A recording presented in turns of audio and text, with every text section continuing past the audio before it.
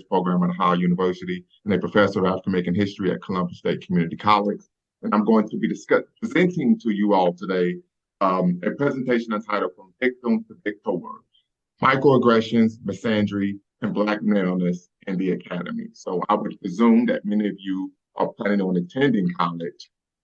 And so we're going to discuss some of the issues you all may face in higher education. So very quickly, is anyone familiar with the picture of this man right here? Can anyone tell me who this is?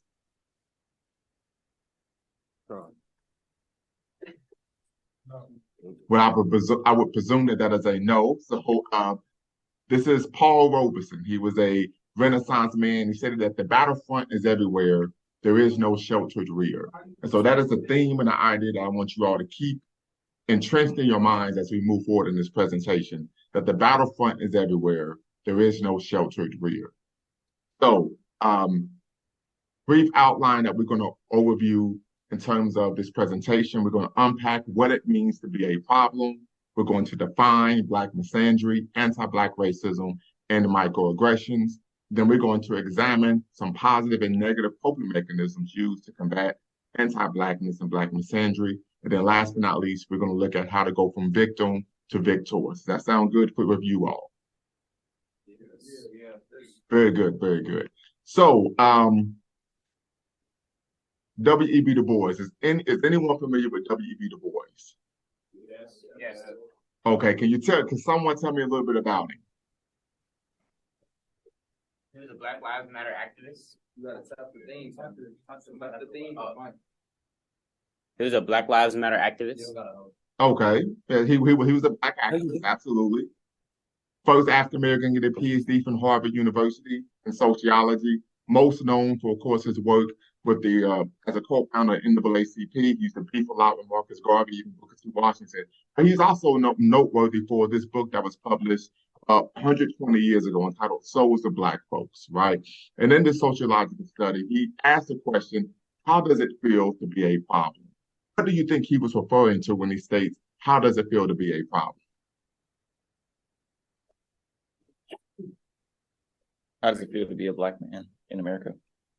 Facts, correct, absolutely, right? We know America historically and even some would argue contemporarily has an antagonistic relationship and view of not only Blackness, but Black maleness and Black manhood in the United States of America. So some argue that it's a social problem, right? So Diane Kendall in her seminal text, Social Problems in a Diverse Society, stated that a social problem is a social condition or pattern of behavior to harm some individual or all people in society that a sufficient number of people believe warrants public concern and collective action to bring about change. So we're going to keep that in mind. I'm going to skip this video due to time, and we're going to jump into anti-Black racism. Can anyone articulate to me what they believe anti-Black racism is?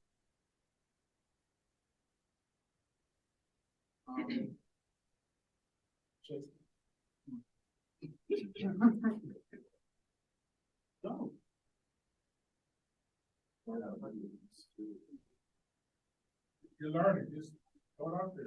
When saying anti, do you mean that it's not Black racism, or do you mean that it is Black racism? I mean, this is racism against Black people. Yes, racism against Black people. Okay, so what I think is saying that is anybody that is Black or noteworthy of having crossed in a Black family is not okay. And so it goes against, the people that are not Black goes against them. Close. So anti-Black racism is an antagonistic relationship between Blackness and the possibility of humanity. Why the possibility of humanity? Well, according to Dumas and Ross, they argue that Black people are still fighting for their rights to be recognized as human beings. What would you all agree with that? Yes. Very good, very good. So, microaggressions. Can anyone tell me what a microaggression is? It is a statement that could be like small acts of aggression. Close, absolutely. Microaggressions are the everyday slights, insults, put downs, and validations and offensive behaviors that people experience in daily interactions with generally well-intentioned individuals who may be unaware that they have engaged in demeaning ways and behavior. So very good, you all are tracking there. And then last but not least, Black misandry. This is what we're really here for. We talk about going from victim to victor. And anyone tell me what first off, what is misandry? Does anyone know what misandry is?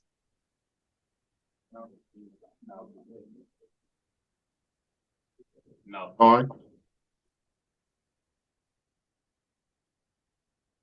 How about misogyny? Can anyone tell me what misogyny is?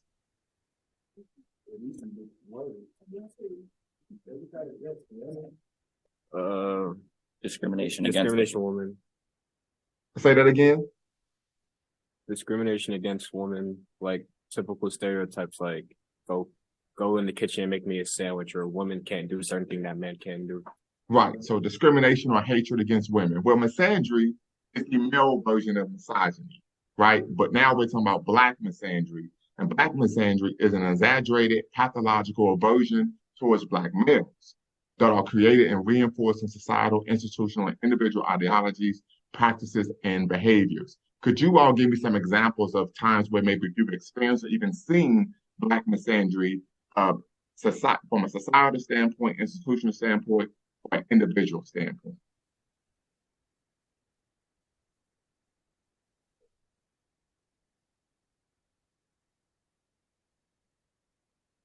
To give an example, Yes. so think about like the stereotypes that they place on you guys, right? being overly aggressive. Right? Yes, that would be an example. Absolutely. How about you may be unaware, but there's a YouTuber named Cynthia G. And she actually put out a tweet stating that Black boys, that if a woman was pregnant with a Black male child, she should abort the child because it's a boy. Right? And then she was given a platform on a national television show. So that would be an example of what societal and even institutional and individual ideologies of Black misandry. Wouldn't one be that Black men before they turn 21 will do hard time?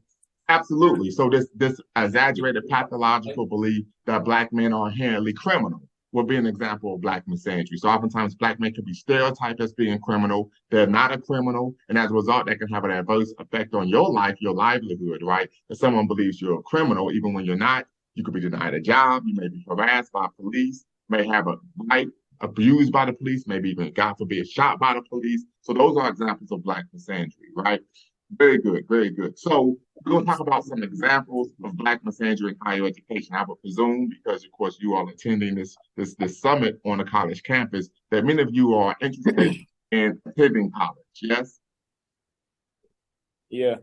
Very good. And so many people would think higher education is a place where all are welcome. It's a very extremely liberal environment. But as I stated when I started off the program, my presentation, as a great ancestor, Paul Robeson, taught us, the battlefront is everywhere. There is no sheltered rear. So we're going to look at some examples of Black misandry in higher education. So first and foremost, as you stated, this concept and idea of Black men being criminals. This is even prevalent at institutions of higher education, seen by whites and non-Black people of color as being a potential criminal.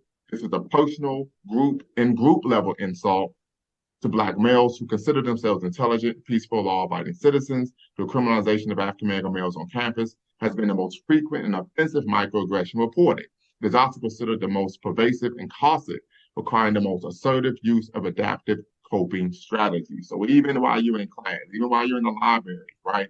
Even while you're just walking on campus, there will be individuals, maybe institutional forces such as campus police that will believe that you are engaging or will engage in potentially criminal behavior and or activities. So something to be cognizant of. Second example would be what? This belief that what? Black men are possessors of ghetto culture, knowledge, and behaviors, irrespective of how one was raised, right?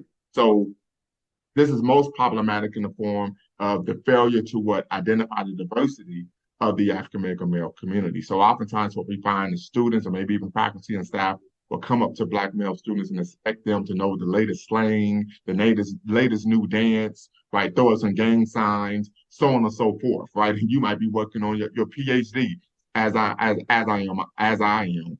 And these are some of the things that you will be confronted with. There's also been an example of a microaggression, right? This belief that you're going to be street smart, right? So something to be cognizant of. A third example of Black misandry in higher education is what? That you're an athlete. The only reason you are in college is because you play sports, right? So stereotype of student athletes rather than merely as students attending college on their academic merit. This is seen as a backhanded compliment.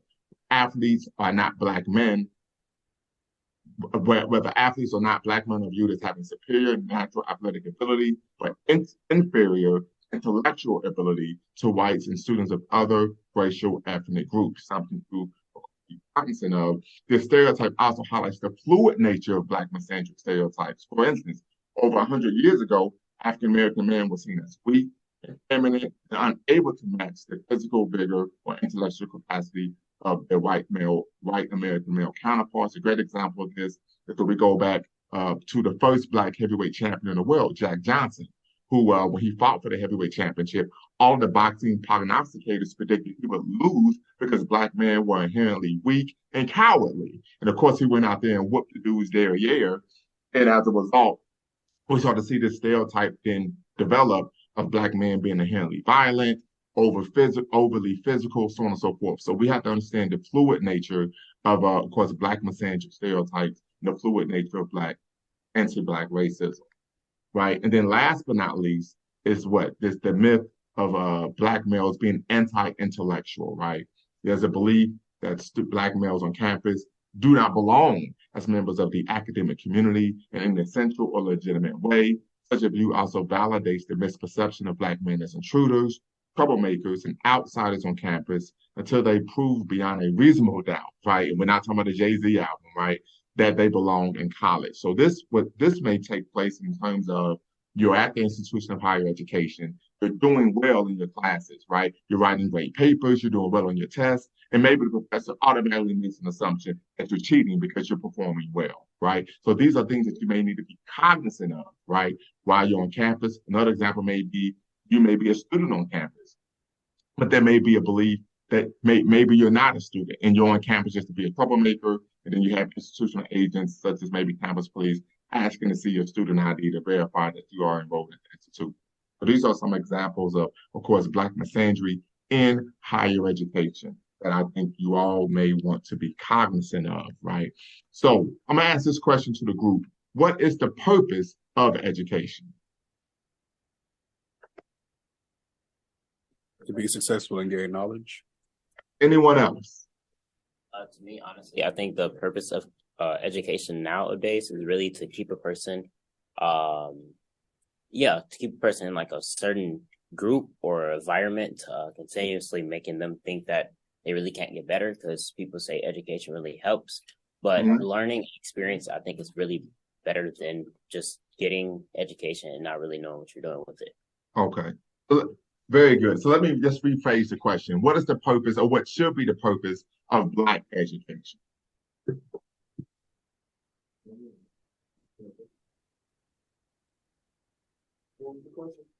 What is or should be the purpose of Black education?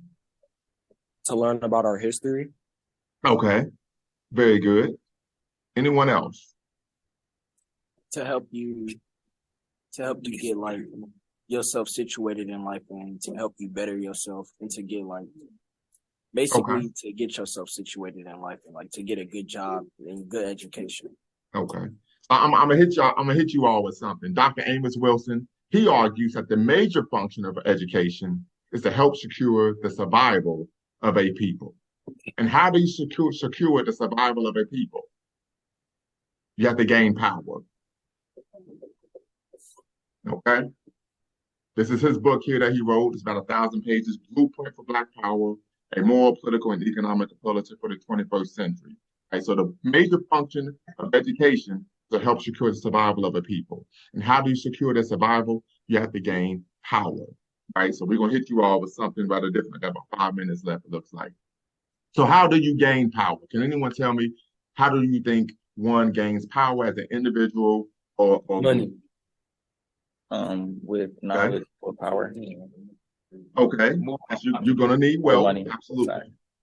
Okay, Any respect. okay. So Dr. Amos Wilson argues the first is you have to have what key positions in government at the national, state, and local level. You have to either run for or have allies in political office, individuals in place that are willing to do your bidding. Number two, you must organize your community, right?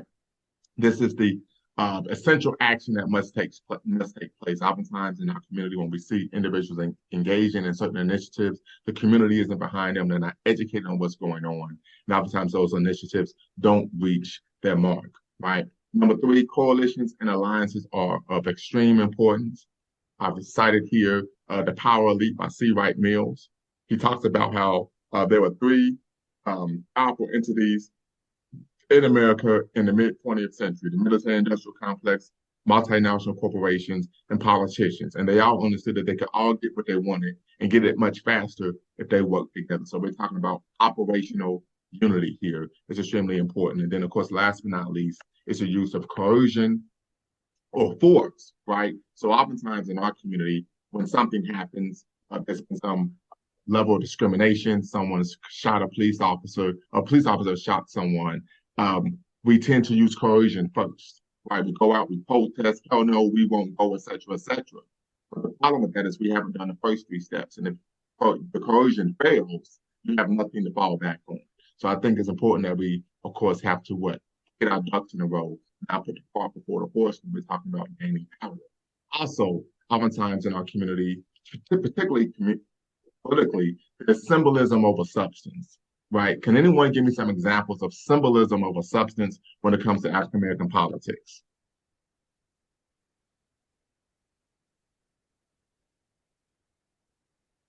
So Anyone? think about like what things would happen in our day to day, or like the gestures that we see people do.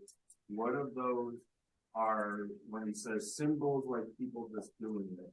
And when he says substantive, that means like actually like meaningful, actually changing. Mm-hmm. Right. Some substantive will be tangible public policy, right? Symbolic representation is what the person looks like you, they may talk like you, right? They may inspire you, but you don't get anything tangible in return, right? So I'm going to help you all out with this, okay? Who is this? Michelle Obama. Michelle Obama, right? Would she be more symbolism or substance? Symbolism. Right. But BT ran a special, Forever Our First Lady, correct? Right? But the Black community, she didn't advocate anything specifically for the Black community. 8 years in the Oval Office, 1600 Pennsylvania Avenue, and we have very little of anything to show for it. Anyone tell me who this is? Anyway. Huh? Nobody. Eleanor Roosevelt. That's Eleanor Roosevelt. She was Frederick FDR's wife.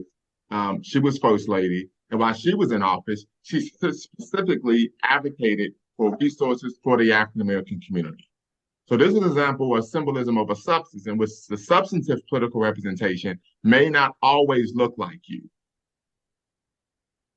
Right? And so we're focusing on tangibles because you want to go from being a victim to a victor, we're going to need tangibles, right? Not symbolism. We're going to need substance, okay? Very good. So we're going to look at some negative coping mechanisms that we find oftentimes being used by Black males in higher education. So one is the Uncle Tom or the sellout. Can anyone tell me what an Uncle Tom or sellout is?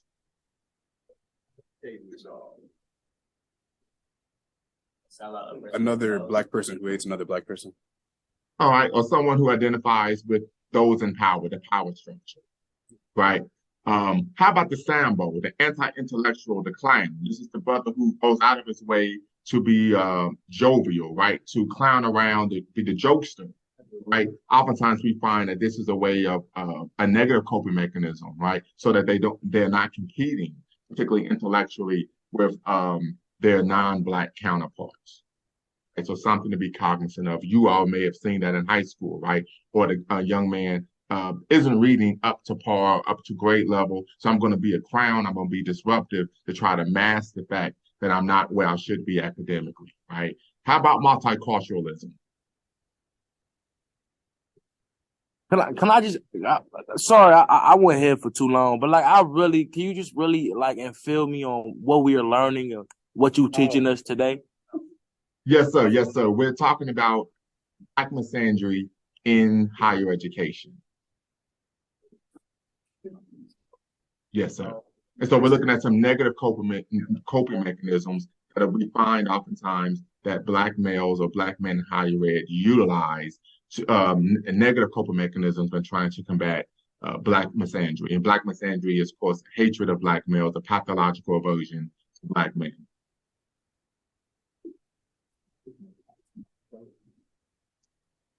Multiculturalism. Oftentimes, what we find is many Black men will revert to multiculturalism rather than being proud of being Black, proud of their history, heritage, and culture. They would take on a multicultural standpoint once again to try to see them not be seen as someone who is overly radical or too Black or pro-Black, right? So on and so forth. We know Black people are the only people who are said to be too themselves. We don't hear anyone calling people too German, too Japanese, too white, too Latino, right? So once again, we see this aversion to Blackness in American society, but oftentimes as a negative coping mechanism is what? Distancing oneself by taking on a multicultural frame of reference. Also racelessness, right? Stating, hey, I'm not Black, I'm just a person, seeking to de-identify themselves with one's race, ethnic background, is seen as a negative coping mechanism, right? Because it reverts to a form of self-abnegation. So something to be cognizant of, and feminization. So we're not talking about sexual orientation, but we're talking about Black men sometimes, in some cases, taking on feminine behaviors or feminine dialect, right? Modes of behavior, maybe even body language, to go out of their way to not be seen as a threat, not to be seen as aggressive, not to be seen as overly masculine, that they start to take on oftentimes feminine behaviors in the ways of addressing a human being. So something to be. Excuse me, sir. Yes, sir. So do you feel like this generation lacks masculine energy? Well, I think that's a loaded question, right? I can't say the generation as a whole. What I will say is, unfortunately, we know in the Black community, 80% of Black children are growing up in female-led households, and so oftentimes the young man model the behavior that they see in the home. And if there isn't a father there for them to model, they oftentimes will model the behavior of the mother. Well, but I think, well, I agree with what. Hold on.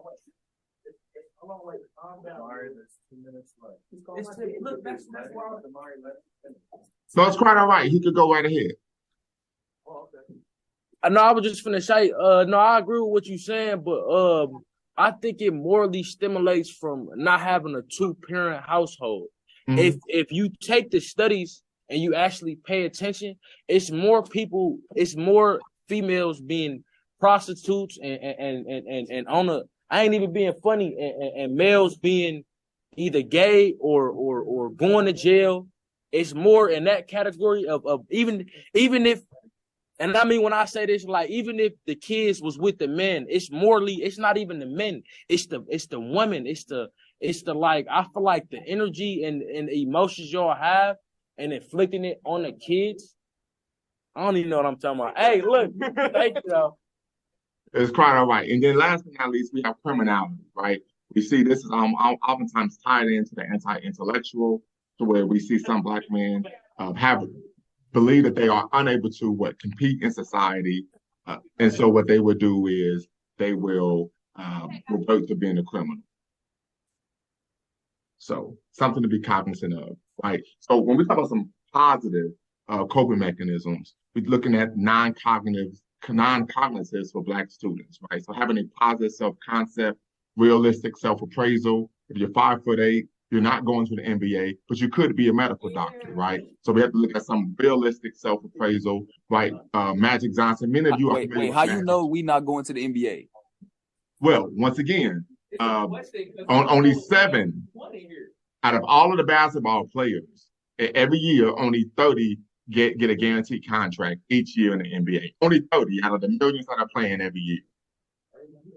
30 out of a million. So we're talking about realistic self-appraisal, right? Many That's of you are- because low key, like in life, everything that they got, like when it come to sports, when it come to social media, they control that, and the sports, they control that too. Like even when the president, when Trump was elected, you know, like they already had documentaries of him becoming the president and like them talking about it, like and like foreseeing that. So I feel like a lot, like even when they come to, never mind. So realistic self-appraisal, very quickly, we got about a minute left. Many of you may be aware of who Magic Johnson is, yes? It gets so deep that it gets to a spiritual point. Are any of you familiar with Magic Johnson? What you say? Magic Johnson, are any of you familiar with Magic Johnson? Yeah, I know who that is. Very good. So Magic, 1984 NBA Finals, Magic Johnson, he stunk it up, right? They lost the NBA Finals because he played poorly, and whole summer he was told he was called Tragic Johnson. Everywhere he went, it was tragic, magic, tragic, magic. Right, so Magic Johnson stated in his book, 32 Ways to Be a Champion in Business, that he realized he had certain strengths and weaknesses as a basketball player. So the strengths was that he had great court vision, and he was a 6'9" point guard. And his weaknesses is what? That he didn't have great foot speed, and that he wasn't a great outside shooter. He realized that his weaknesses would never become a strength, but he worked on them enough to guess what? They would no longer be a liability. And in Game 6 of the 1987 NBA Finals, he hit the game-winning shot over Kevin McHale to win the championship. So realistic self-appraisal means what? You need to be cognizant of your strengths and your weaknesses and to be able to do what? Understand what your weaknesses are, work on them enough to where they are not a liability when it comes to clutch time. Have a good day, sir. Thank you.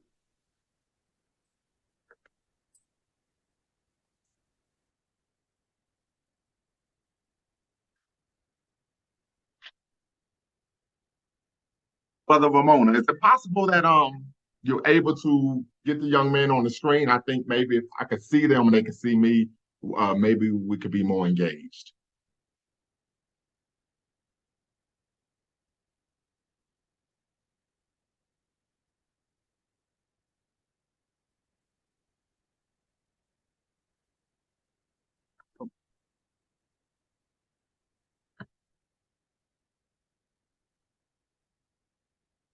I wanted to speak, dude.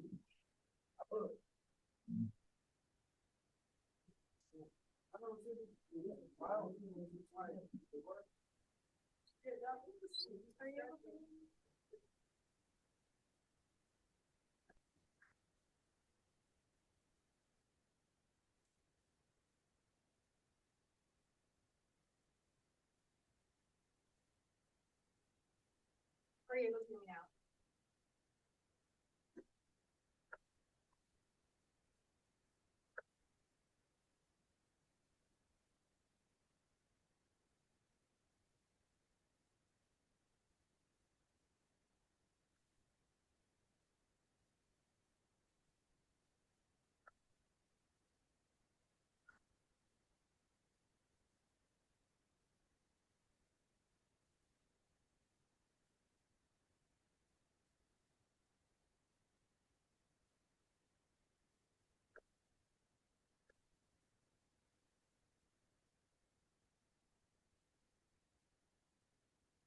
Our Kaltura customer tutorial video.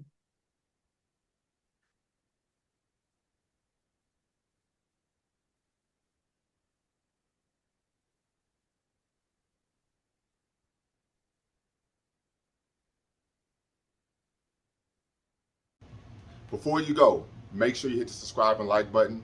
Thank you for supporting the channel. And remember, here at Lumumba Speaks, we always bet on black. Peace.